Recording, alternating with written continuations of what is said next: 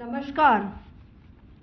अब मैं आपको पाकिस्तान की मिस इन्फॉर्मेशन कैंपेन के बारे में अवगत कराऊंगी। पहला, पाकिस्तान ने यह क्लेम किया कि उसने अपने JF-17 से हमारे S-400 व ब्रह्मोस मिसाइल बेस को नुकसान पहुंचाया, जो कि बिल्कुल गलत है।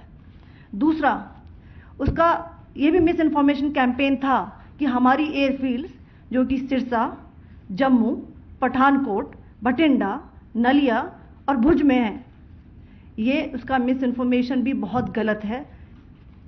तीसरा, पाकिस्तान के मिस इन्फॉर्मेशन कैंपेन के मुताबिक हमारे एम्यूनिशन डंप्स जो चंडीगढ़ और बियास में है उसका डैमेज हुआ, यह भी बिल्कुल गलत है।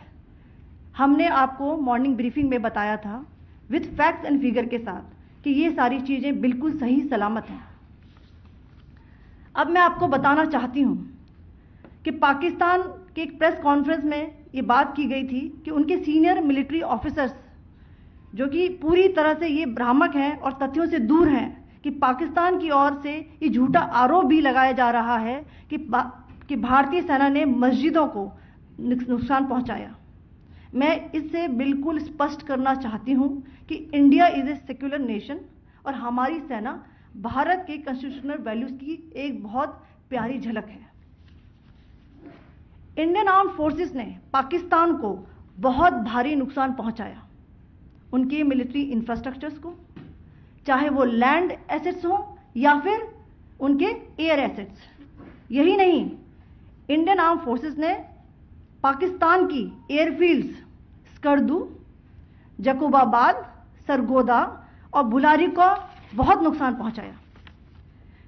इसके अलावा पाकिस्तान के air defence system, radar system, उनको भी एयर स्पेस में अनटेनेबल किया। यह भी बताना चाहती हूं कि लाइन ऑफ कंट्रोल के पास पाकिस्तान के command and control logistic installations और उनके मिलिट्री इंफ्रास्ट्रक्चर्स, मिलिट्री पर्सनल्स का इतना भारी नुकसान हुआ कि पाकिस्तान की ऑफेंसिव व डिफेंसिव कैपेबिलिटी को नष्ट कर दिया गया।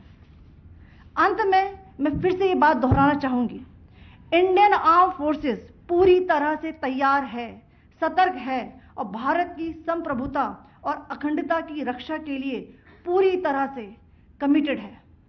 धन्यवाद। जय हिंद।